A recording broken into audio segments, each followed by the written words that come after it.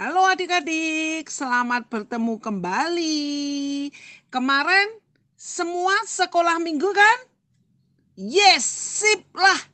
Hari ini Kak Yeni akan menceritakan tentang seekor anjing.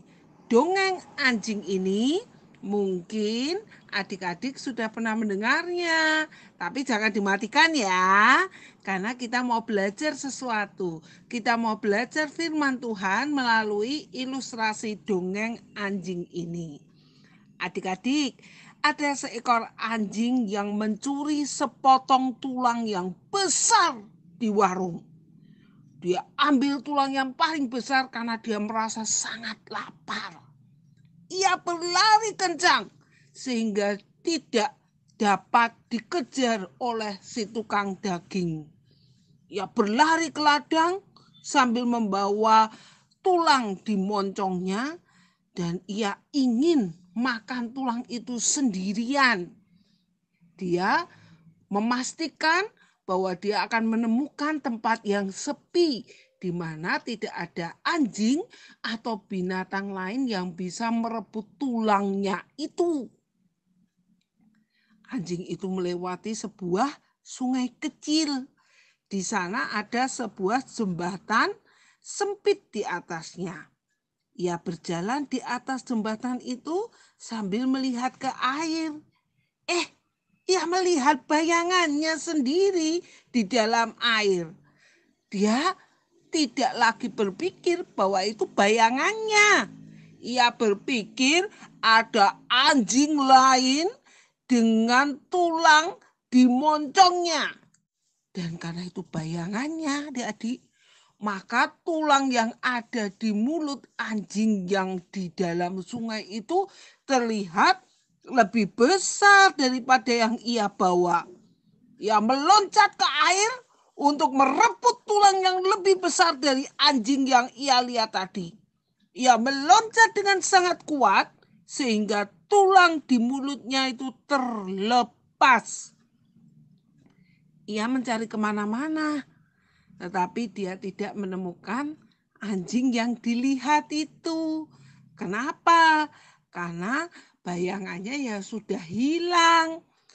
Nah, anjing yang bodoh tapi rakus ini akhirnya pulang dengan kelaparan dan kedinginan.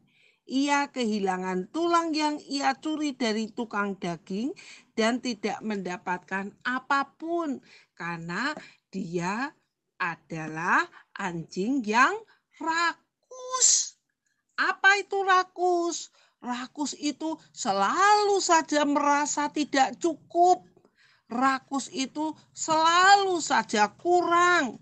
Rakus itu selalu minta, dan minta lagi. Nah, firman Tuhan hari ini mau mengingatkan kita bahwa setiap anak-anak Tuhan harus dapat merasa cukup. Harus dapat bilang atau berkata cukup. Nah, kita buka ya ayat Alkitabnya. Filipi 4 ayat 11. Filipi 4 ayat 11. Oke, coba adik-adik yang kelas besar silahkan baca dulu. Kak Yeni akan diam, adik-adik yang bersuara. 1, 2, 3.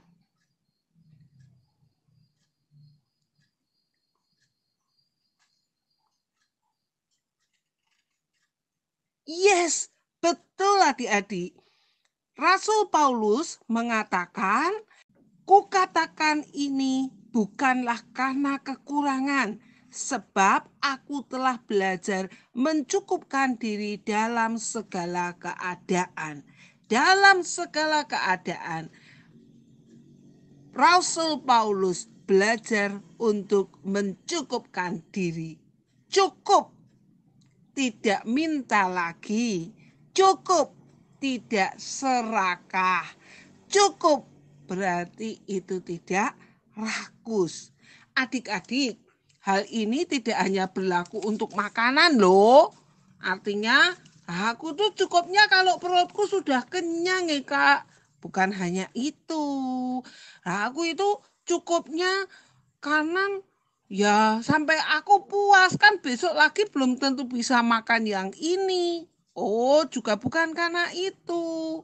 Aku itu cukupnya mumpung mama atau papa mau traktir atau beliin aku. Oh, itu juga bukan. Cukup itu tidak hanya berarti untuk makanan. Cukup juga bisa berarti ketika kita berada di tempat bermain di mall.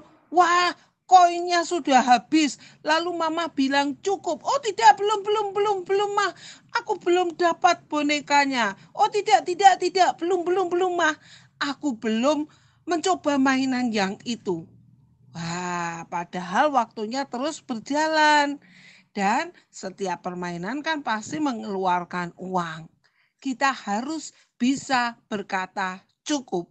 Ketika mama melihat jamnya sudah selesai, waktunya sudah habis, dan uang di dalam kartu itu juga sudah habis, mama bilang cukup, kita cukup.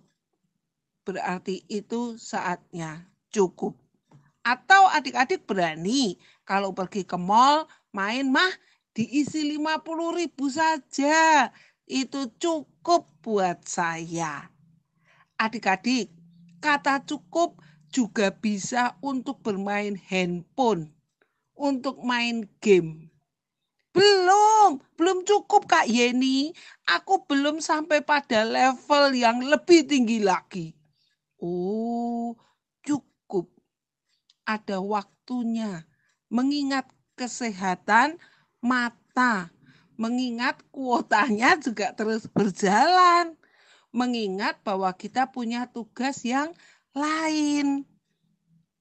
Kita harus berani berkata cukup. Kita harus berani berkata cukup. Baik untuk makanan, baik untuk minuman, baik untuk mainan, handphone, kita harus berkata cukup. Kak Yeni, kalau berkata cukup untuk belajar dan berkata cukup untuk firman Tuhan, boleh enggak? Wow, kalau untuk firman Tuhan, supaya kita menjadi lebih baik, itu tidak ada kata cukup. Kalau untuk sesuatu yang membuat kita itu pasti akan lebih baik, tidak ada kata cukup. Lalu kenapa aku dibatasin soal makanan? Lalu kenapa aku dibatasin soal minuman, soal main game, soal pegang handphone? Karena kalau terlalu lama, apa yang terjadi? Kalau makan terlalu banyak, oh perutnya bisa jadi tidak enak. Kalau minum terlalu banyak, perutnya juga enggak enak. Kalau main game terlalu banyak, matanya juga tidak baik. Lalu kalau main di mall terlalu lama dan menghabiskan koin terlalu banyak atau gesekan kartu yang terlalu sering, itu juga tidak baik. Adik-adik, untuk hal-hal yang membuat kita menjadi tidak lebih baik, kita harus berani berkata apa? Betul, cukup. Tapi kalau untuk hal-hal yang membuat kita itu pasti akan lebih baik, maka kita tidak usah berkata cukup, ya. Selamat mencukupkan diri adik-adik agar kita menjadi anak-anak Tuhan yang baik. Terima kasih sudah mendengarkan firman Tuhan hari ini. Tuhan Yesus menolong adik-adik untuk belajar mencukupkan diri. Bye-bye. Tuhan Yesus memberkati.